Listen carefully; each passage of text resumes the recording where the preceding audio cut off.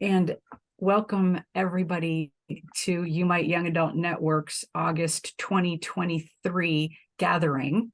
And today we are especially blessed to have with us Dr. David Feild, who is my colleague. We are both ecumenical staff officers for the Council of Bishops for the United Methodist Church.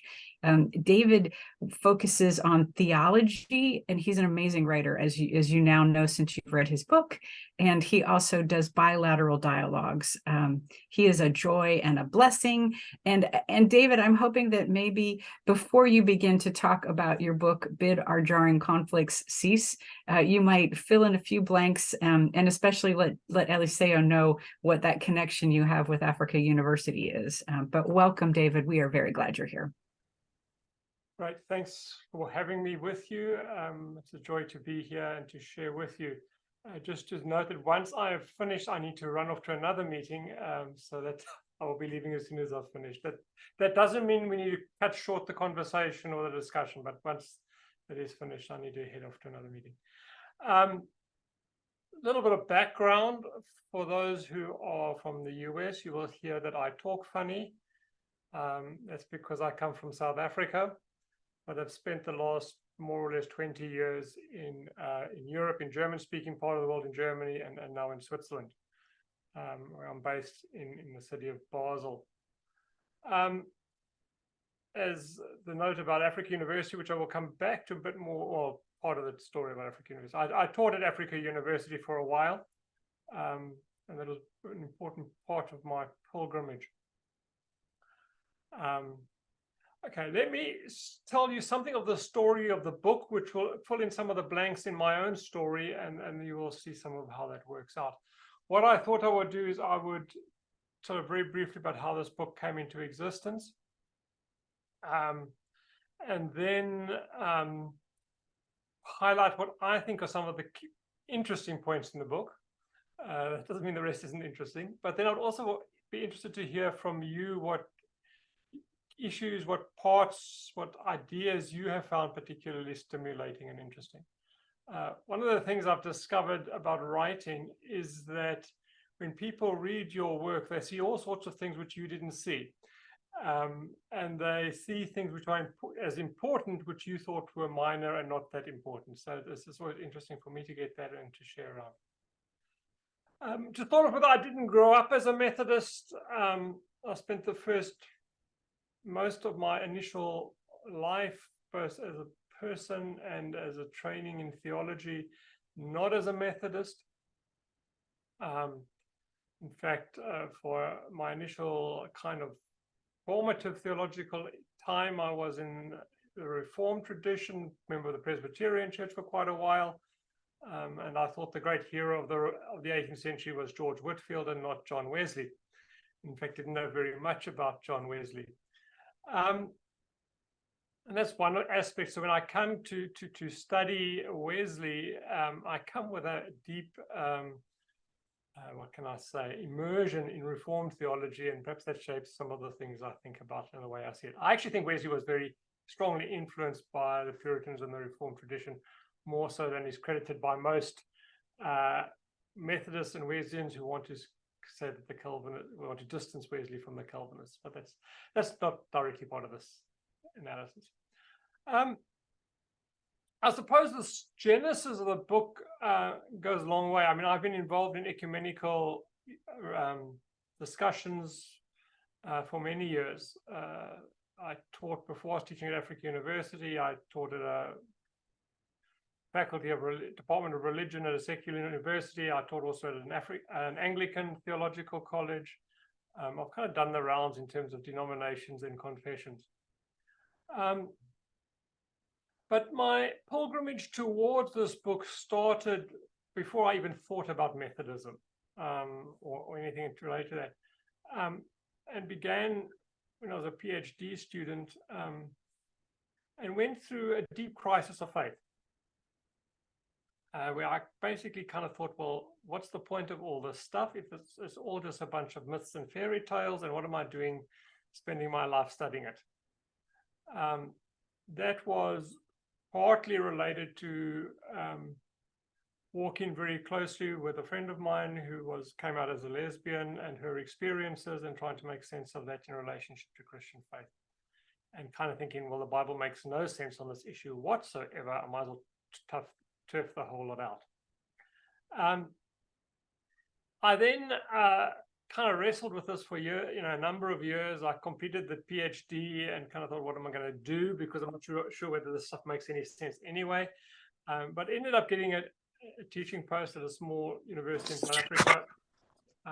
And while I was there, got in touch with an ecumenical home fellowship group made up of the most diverse group of people I've ever come across. Denominationally, we had Catholics and Anglicans and Presbyterians and Mennonites, and probably one or two others at various stages.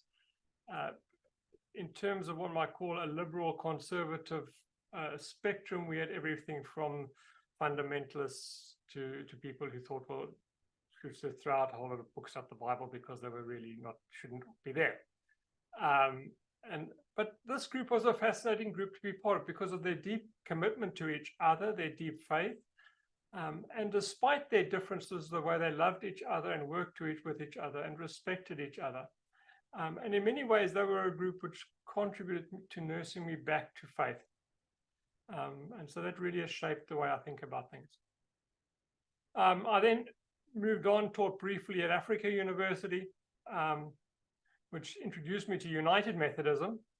And I actually thought I'd become a Methodist if I stayed there much longer, but I didn't stay very long because around the same time as I moved, I got married and my wife happened to be German. So that ended up decisions whether to live in Zimbabwe or in Europe. And I ended up moving to Europe. And part of this process of grappling with things was wrestling with how, as I put it rather bluntly to myself, that if the gospel is really good news, it will be good news for the LGBTQ community. And for me, the way I looked at it, the way the traditional way it had been interpreted, wasn't good news for them. And gradually over this time came to a position where I really understood that the gospel was good news for all, and inclusive of all and affirming of all. And so that kind of changed a lot of things. I hadn't been in Europe too long, about 3 years, and my wife was looking for a job, and I was looking for a job, and discovered that the Methodist Church in Switzerland was looking for pastors, and my wife took up a pastoral position in the UMC here in Switzerland. And we hadn't been there long when I was asked to develop an online theological education project designed for training prospective pastors in Methodism. And I thought, I know nothing about Methodism. And so I had to give myself a crash course in John Wesley and the Methodist tradition, which was an overwhelming experience.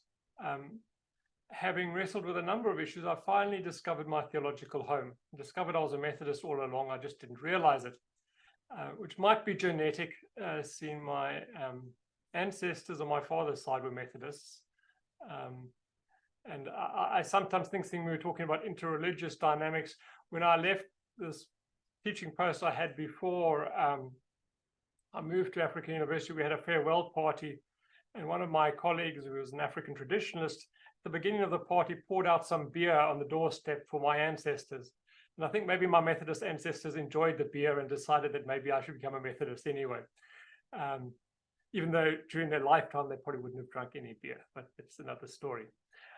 So I dived into Methodism, read everything I could, grabbed about Wesley and what he had written, and certain things kind of grabbed me. One was the centrality of love in Wesley's theology. That was perhaps really important to me, that Wesley's theology at its core was about God's love for us and our love for God and our love for our fellow human beings. And that the process of salvation was to be transformed so that our lives are permeated by love. You'll see that a theme that keeps coming back in the book. So that really struck me. What else can I think of?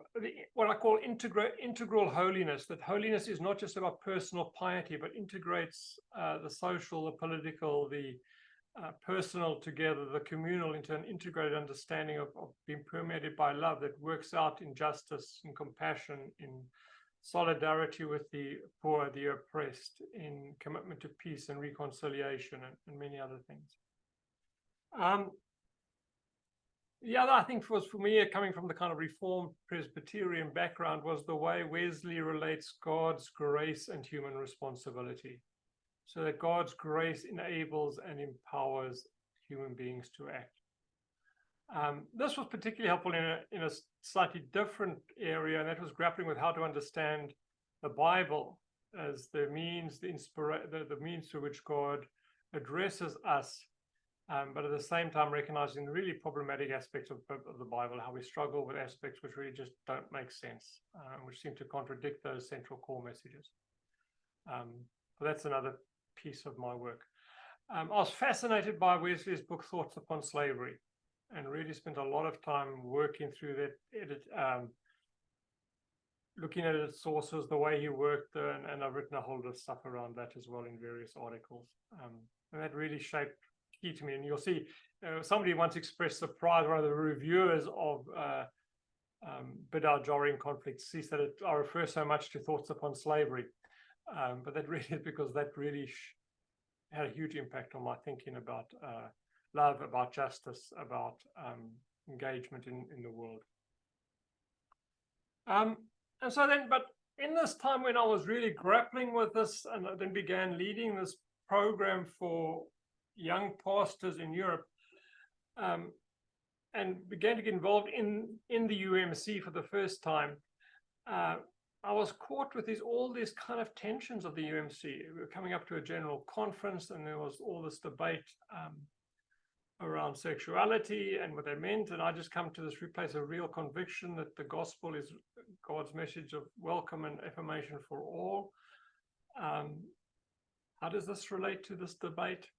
What about the fact that, as I met many young pastors, and particularly pastors, and I'll say this from who held conservative views about sexuality, but really in their lifestyle embodied the core of the Wesleyan mission of love, moving to other, working with refugees, working with Roma community, working with other peoples on the margins of society, often in deeply, deeply self-sacrificial ways,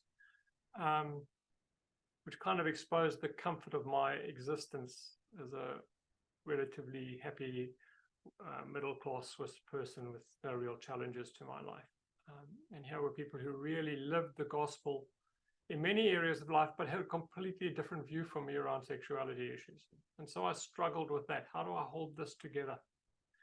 And the more I struggled and the more I looked at Wesley's theology, the more I became convinced that Wesley's theology also opened a way to look at the unity of the church and to look at the ways how we deal with significant theological and ethical differences. And that this wasn't an sideline aspect of Wesley's theology. It wasn't just something he happened to say, but that it was integral to key aspects of his theology, integral to his understanding of holiness. So that I would say if I kind of make these kind of radical statements, but that from a Wesleyan perspective, you cannot be holy unless you are open to diversity and loving people with diverse viewpoints and seeking the unity of. You cannot be holy unless you actively seek in the unity of the church. They are integral to each other. And so that kind of really, my preparation on the other side, if you are pursuing separation within the church, that is a contradiction of this core Wesleyan message. To seek separation, and dare I say disaffiliation, is a denial of the core aspect of the Wesleyan doctrine of holiness. And that's how strongly I feel about it. So let me put my cards on the table. And then it's deeply related to Wesley's understanding of, and this is might surprise some people, but his understanding of judgment, that ultimately we're all accountable to God for the way we live. And we can't force people to act differently, to embrace views which are contrary to their deep values. There can be cannot coerce people to believe differently. We might seek to persuade them in love, to argue, to discuss, but we cannot coerce them, because ultimately they are responsible to God for their viewpoints and their actions. His emphasis on human fallibility, that we are limited creatures and we make mess ups and mistakes. Again, central to who he is, that we don't understand everything. And that is the height of pride, to think we know everything and to equate our views with the truth. And that goes back also to his emphasis on grace and responsibility. So as I wrestled with these things, the more I turned to Wesley's theology, the more I thought, here, there's something here which and what then struck me was how few people have actually really looked at this in depth, particularly in the context of the UMC struggles. Why hasn't this played a central role in our struggles within the church? And how do we deal with that? And as part of that, I started preparing an online course on unity and diversity in the church that we were going to offer. And for various reasons, and I put this out, advertised it, and I got 3 people who were interested in doing the course, despite the situation in the church. So that was really kind of, wow, disappointing. And we did a few, but I prepared most of the material, and we did a few online seminars. And 1 or 2 of those 3 people dropped out. Well, there was no point carrying on.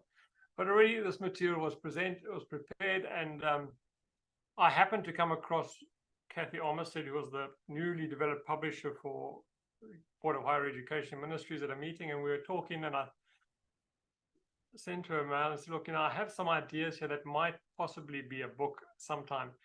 What do you think of it? And I kind of outlined what I had, and she mailed me straight back and said, when can I have a manuscript? And so suddenly I had to write a book,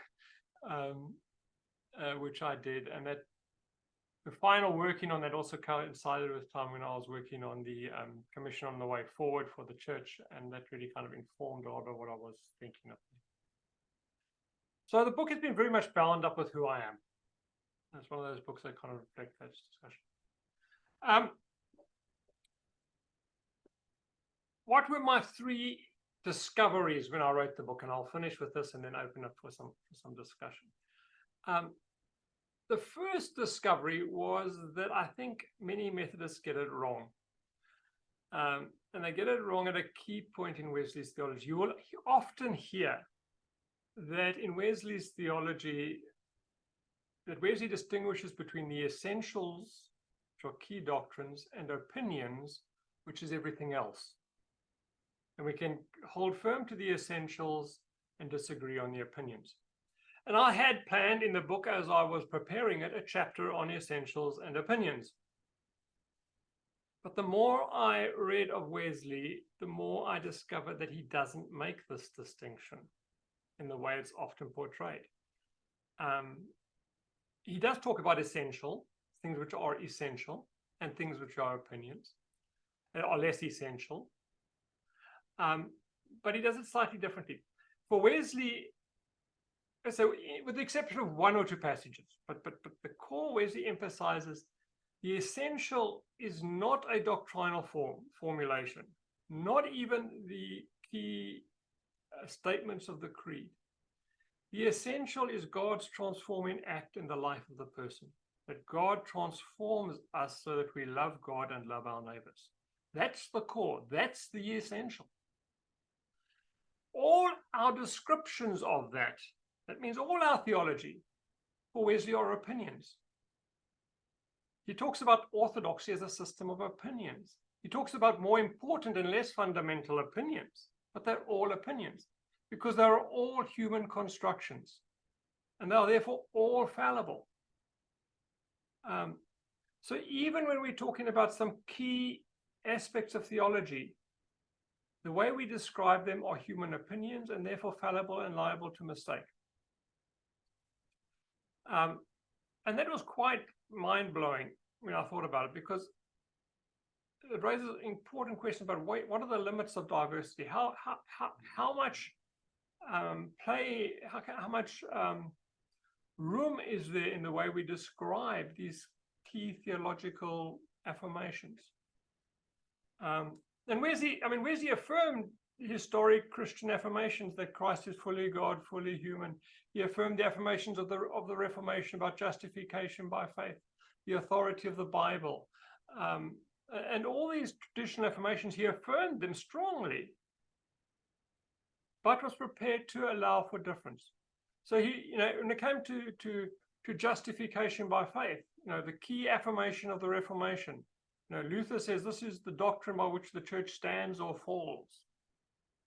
And Wesley broadly agreed with Luther's interpretation of justification, but then strongly went on to argue that there are people who experience God's justifying grace, but either who totally misinterpret it, or even deny it, the theological formulations of the Reformation. And that doesn't mean they haven't been justified by God. That means they're just human and mess up in their understandings, and so come with wrong viewpoints and justification by faith.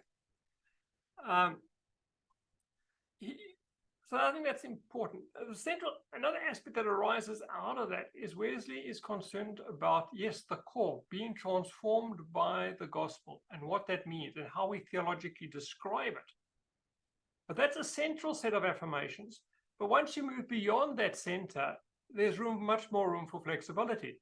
So in his discussion of the Trinity, in his famous sermon on the Trinity, he says, what is the core of the doctrine of the Trinity? He says, I believe that God is one and that God is three, and that the Father, the Son, and the Spirit are involved in our transformation. That's it. When you talk about persons and relations and all these fancy terms that theologians have used, Wesley says that's not important, because what is important is we see how God, the Father, the Son, and the Spirit transform us. And it's so interesting. Thomas Oden, has written a book on Wesley's theology, 4 volumes on Wesley's theology. And if you know any of Thomas Oden's work, he's very strong on the early church formulations of doctrine. So when it comes to dealing with the Trinity, Oden does not deal with Wesley's sermon on the Trinity. He just excludes it. And says Wesley actually agreed with the Athanasian Creed, which Wesley kind of says he does, and therefore he expounds the Athanasian Creed as Wesley's doctrine of the Trinity. Because actually Wesley said, yes, the Athanasian Creed is good, but I don't insist on it. When Wesley comes to prepare the church in America, he sends them a reduced version of the Articles of Religion, which were the 39 Articles of Religion from the Anglican Church of England, and he reduces them and sends a revised version. Very interesting that he goes about revising this, but that's another story. Well, perhaps it does illustrate this. The very first Methodist Conference, which was a group of Anglican clergy people coming together, a small group, one of the things they discuss is how can we defend the doctrines of the Church of England? They ask that question. The second question after that comes, and then it lists a number of the articles, scriptural? Do they accord with the Bible? And the answer to that given in the minutes is, we'll think about it. So right at the beginning of Methodism, there's this questioning, are all these doctrines actually valid? So in defending the doctrine of the Church of England, doesn't mean agreeing with all the articles. It means agreeing with the core affirmations. Wesley includes the doctrine of the church, the article about the doctrine of the church, which you will, if you remember from the Articles of Religion, describes the church in typical Reformation fashion as the community where the gospel is right, the word of God is rightly proclaimed, and the sacraments rightly celebrated. In Wesley's sermon on the church, which is written a couple of months after he sent off the articles to the US, he says, I won't insist on this. because he knows that this framing about the word rightly proclaimed and the sacraments rightly celebrated was done as a critique of Roman Catholicism. And he says, well, there are Catholic churches which are really churches, and just because they don't proclaim the word correctly as we think and celebrate the sacraments correctly as we think, we can't unchurch them.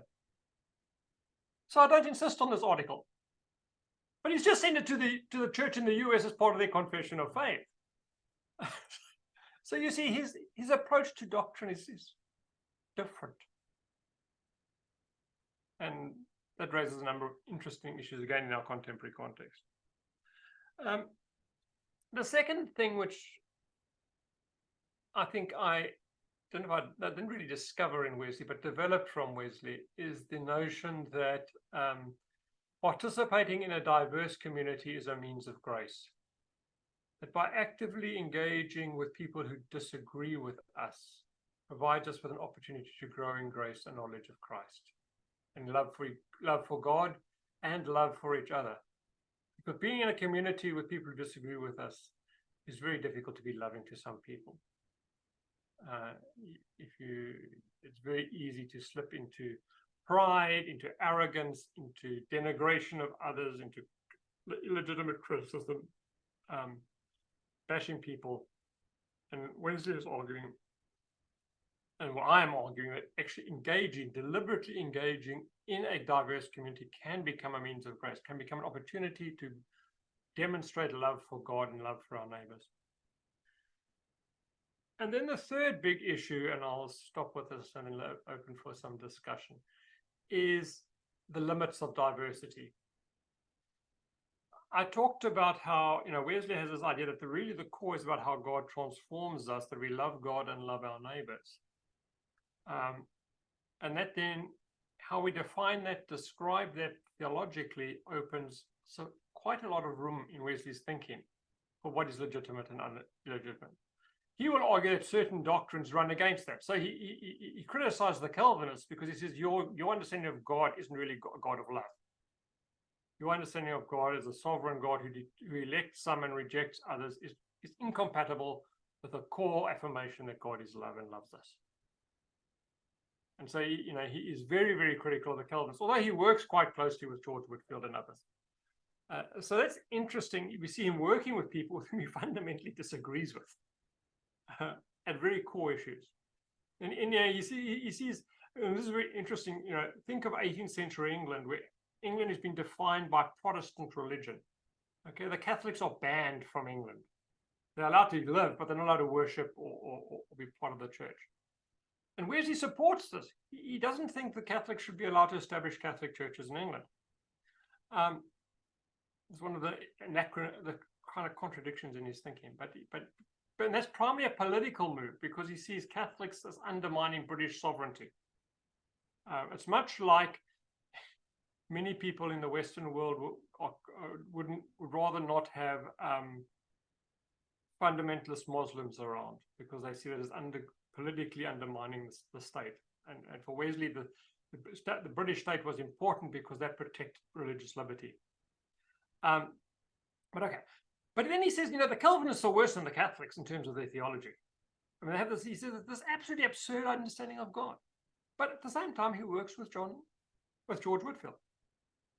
So he has these tensions. Interestingly, Wesley shows less room to move when he deals with the issue of slavery. For him, that is absolutely incompatible with Christian teaching, to quote the Book of Discipline about another issue. It is just not possible to be a slave owner and to affirm Christian faith, because that runs against this fundamental, substantial truth of loving our neighbors. So even though people use the Bible to justify slavery, and the Bible was central to arguments for slavery in the 18th century, where's this fundamental argument? He doesn't deal with the biblical passages used at all. His fundamental argument is slavery is against justice, against compassion, against truth. In other words, it's against the love of our neighbor, and therefore we must reject it. even if you can find biblical passage, I mean, he doesn't say this, but the implication is even if you can find biblical passages to justify slavery, they are irrelevant because it's contrary to the love for our neighbors. So how do we draw the lines? Theologically, what are the core beliefs theologically? And Wesley would say anything that goes against the central idea that God, Father, Son, and Spirit transforms us so that we love God and our neighbors, we must reject. He does some strange things sometimes in working this out. In one of his letters, he criticizes people who didn't believe in hell. And the reason is that he says, if God doesn't judge people, then God didn't judge Jesus on the cross. And if God didn't judge Jesus on the cross, there is no forgiveness. Now, the logic there is a bit weird. But you can just see the way he justifies the doctrine by relating it back to the central element of the cross, because the cross is important because that's where we are forgiven. And if God doesn't, he ends up saying, if God doesn't judge people, then he doesn't forgive us. And this is an absurd argument, but it kind of shows his logic. I disagree with his argument here for a number of reasons, and I don't want to go into that now. But what important is he's making the point that when we deal with theological doctrines, they go back. How do they relate to the central core? What's important is that central core. When we move away from that, we've got a lot of room for debate. Now, of course, what constitutes the central core is a matter of debate, and that's where the discussion comes in. When it comes to ethics, the fundamental core is how does this affect our love for our neighbors? Slavery, no matter how much biblical arguments you could develop for it, is contrary, Wesley said, to the purposes of God and the will of God, because it is fundamentally incompatible with loving our neighbors. Now, how do we work that out in practice in our contemporary context? And that is the debate within the UMC at the moment. It's the debate as we go out into the ecumenical world. How do we work this out in context? And so let me go back to the way I started with my own personal story. How do I, as a person who's deeply committed to the full inclusion and affirmation of LGBTQ people within the church, am able to work with people and live in fellowship with people who disagree with me on that?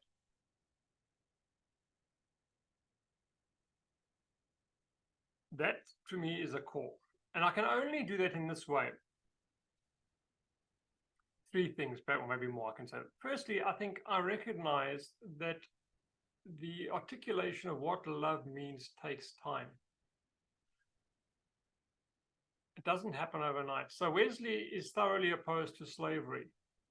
There's still aspects of his thought which today I would call at the best paternalistic in his approach to people of other cultures and races. But essentially the core of his message is anti-racist. But we see, and that's the 18th century, it's only towards the end of the 20th century, as a consequence of three things. One is the civil rights movement in the US, the other is the struggle against apartheid in South Africa, and the third is the struggle against anti-Semitism in Nazi Germany, that the ecumenical church comes to the consensus racism is incompatible with the gospel. You cannot be a Christian church if you practice racism. And that emerges in the 1970s.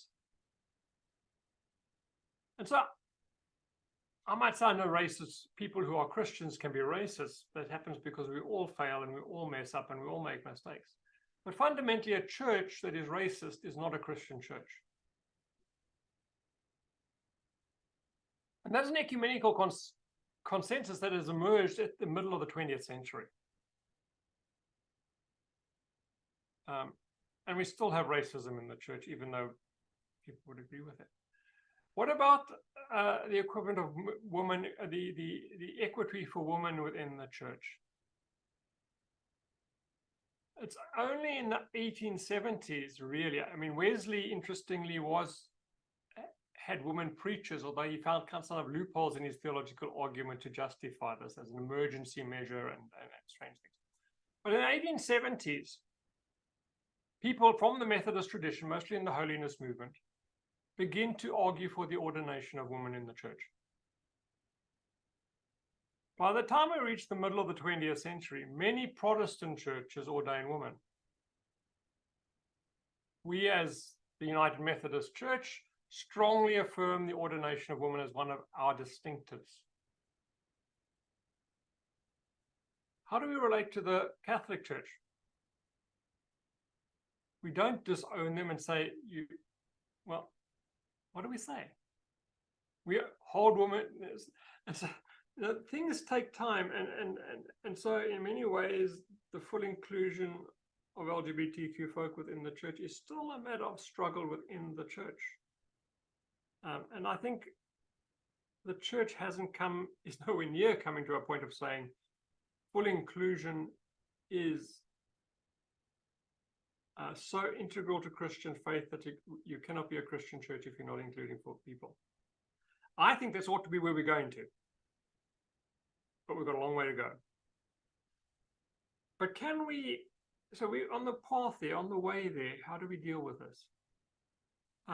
For me, I can live with a church where people have different viewpoints, where we respect each other's viewpoints, where we honor each other's viewpoints, and where we love each other.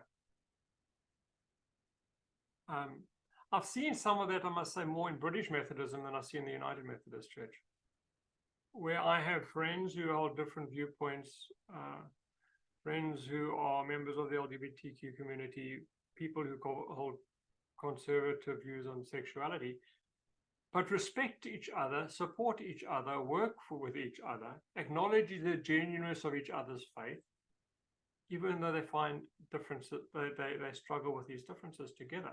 But because they're prepared to love each other, respect each other, work with each other, acknowledge the genuineness of each other's faith, they can live together. They can be, in Wesley's term, of one heart, even though they disagree on something really fundamental.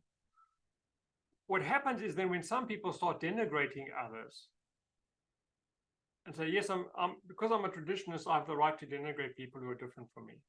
Then I think we pull apart, because that denigration is incompatible with the gospel.